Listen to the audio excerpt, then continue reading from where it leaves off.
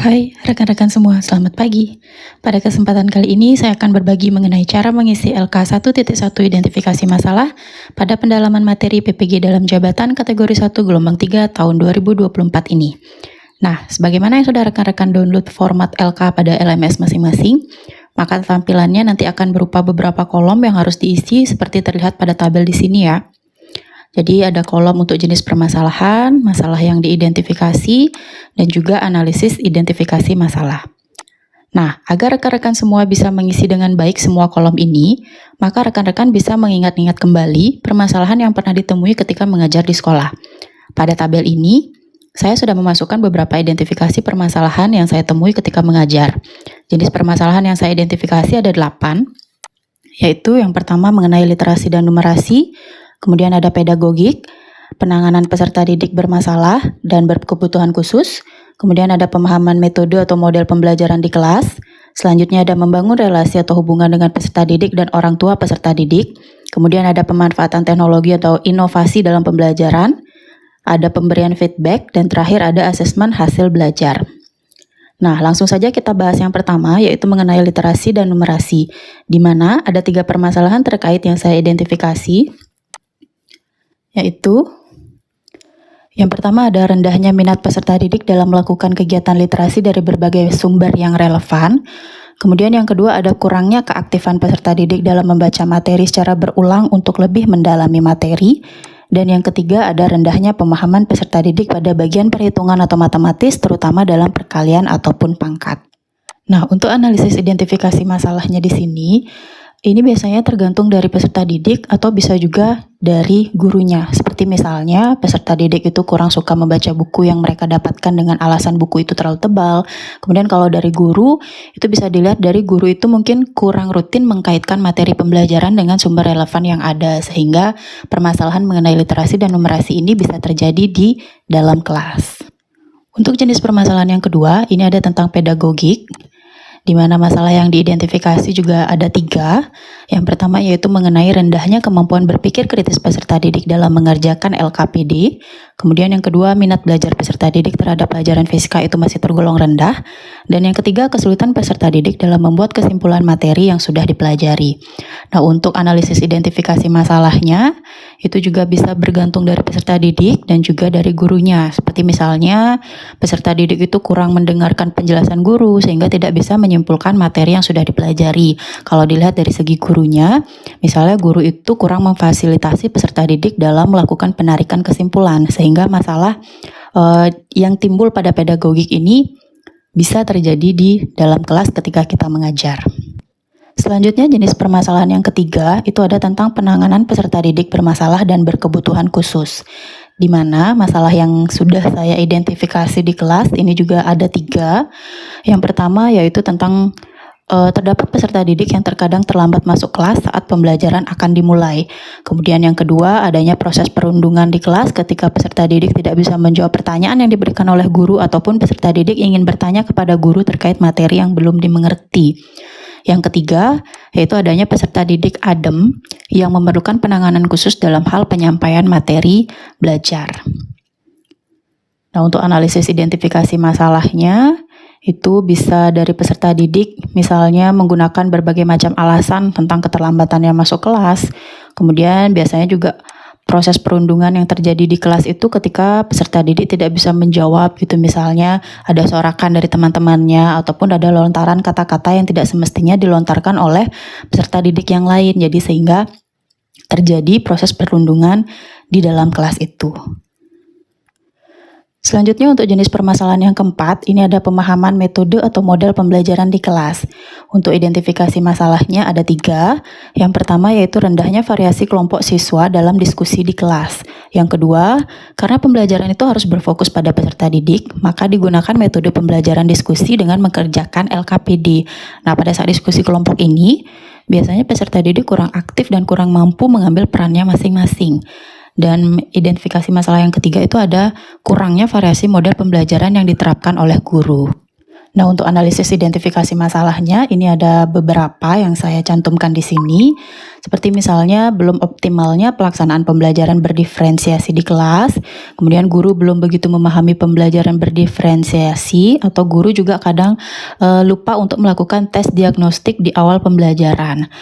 Kemudian analisis yang berikutnya ada misalnya kurang inisiatifnya peserta didik untuk mengembangkan diri dalam diskusi kelompok.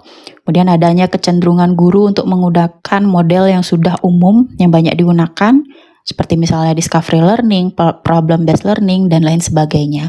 Jadi hal-hal yang seperti itu biasanya akan menjadi permasalahan terkait dengan pemahaman metode atau model pembelajaran di kelas. Yang kelima, di sini ada masalah mengenai membangun relasi atau hubungan dengan peserta didik dan orang tua peserta didik. Di mana untuk permasalahannya ada 3 yang saya angkat di sini. Yang pertama yaitu rendahnya interaksi guru mata pelajaran dengan orang tua peserta didik. Kemudian yang kedua, kesulitan menghafal nama peserta didik di kelas, terutama yang jarang aktif dalam pembelajaran. Karena untuk di kelas yang saya ajar kebetulan jumlahnya dalam satu kelas itu ada lumayan banyak, sekitar 37-40 peserta didik dalam satu kelas. Jadi kalau misalnya kita mengajar, bisa saja terkadang kita lupa dengan nama peserta didik, terutama yang jarang aktif dalam pembelajaran seperti yang saya katakan tadi. Nah, untuk permasalahan yang ketiga, di sini peserta didik merasa malu untuk menyampaikan kepada guru tentang kesulitan belajar yang dialami dalam proses pembelajaran. Nah, untuk analisis identifikasi masalahnya, biasanya ini terjadi karena komunikasi intens dengan orang tua peserta didik hanya dilakukan saat ada peserta didik yang bermasalah dalam pembelajaran. Misalnya ketika absensinya ada yang bermasalah, sikap atau pelanggaran lainnya ada permasalahan, baru kita melakukan komunikasi yang intens dengan peserta didik atau dengan orang tuanya juga. Kemudian guru biasanya kurang menjalin komunikasi yang baik dan terbuka dengan peserta didik selama proses pembelajaran berlangsung, sehingga peserta didik ada saja yang merasa malu untuk menyampaikan mengenai kesulitan belajar yang dialami dalam proses pembelajarannya. Permasalahan yang keenam yaitu mengenai pemanfaatan teknologi inovasi dalam pembelajaran, di mana 2 masalah yang saya angkat di sini yaitu mengenai kendala teknis dan perangkat yang dialami oleh peserta didik, dan juga yang kedua mengenai terbatasnya pemanfaatan teknologi atau inovasi oleh siswa.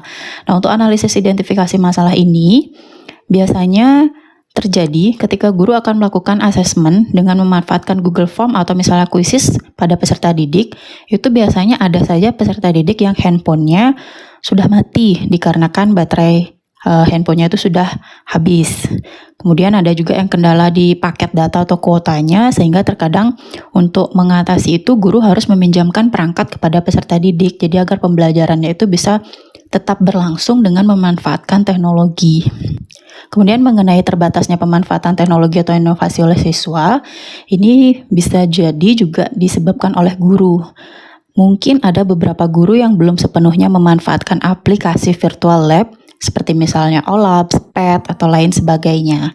Nah, pemanfaatan aplikasi desain seperti Canva, Google Classroom, itu juga biasanya belum terlalu optimal dilakukan oleh guru, sehingga permasalahan mengenai terbatasnya pemanfaatan teknologi atau inovasi sering kita jumpai dalam pembelajaran di kelas. Selanjutnya mengenai pemberian feedback, di mana 2 permasalahan yang saya angkat di sini, yaitu mengenai kurangnya semangat peserta didik dalam mengumpulkan tugas yang diberikan oleh guru. Nah, ini biasanya disebabkan oleh guru yang jarang memberikan feedback terhadap tugas-tugas yang sudah diberikan kepada peserta didik. Jadi biasanya peserta didik diminta untuk mengumpulkan tugas saja, tetapi guru jarang mengkoreksi tugas, sehingga siswa merasa tidak perlu untuk mengumpulkan tugas karena tidak ada pemberian feedback dari gurunya. Nah, kemudian yang kedua, rendahnya semangat peserta didik dalam menjawab soal ketika ditunjuk oleh guru, ini juga biasanya bisa disebabkan oleh jarangnya pemberian feedback positif kepada peserta didik, seperti misalnya memberikan nilai tambahan kepada peserta didik, atau memberikan apresiasi yang lainnya, sehingga siswa bisa lebih semangat dalam menjawab soal ketika ditunjuk oleh guru. Dan permasalahan yang terakhir, yaitu mengenai asesmen hasil belajar, di mana permasalahan yang diangkat di sini adalah mengenai hasil belajar peserta didik dalam hal pencapaian nilai KKM yang berkisar antara 40–50%, sehingga itu perlu dilakukan perbaikan atau remedial. Nah, untuk analisis identifikasi masalahnya, ini biasanya disebabkan oleh guru yang belum maksimal dalam menjelaskan materi yang diajarkan, sehingga terjadi kesulitan peserta didik dalam memahami materi yang diberikan selama pembelajaran, sehingga hal itu akan berdampak pada hasil belajar peserta didik yang belum sesuai dengan apa yang diharapkan. Nah, sekian dulu pembahasan saya mengenai LK 1.1, yaitu tentang identifikasi masalah. Semoga apa yang saya sampaikan bisa membantu rekan-rekan semua yang sedang mengikuti PPG Daljab. Jangan lupa subscribe dan like ya rekan-rekan. Jika ada yang ingin ditanya, bisa melalui kolom komentar. Sampai jumpa di video selanjutnya. Terima kasih.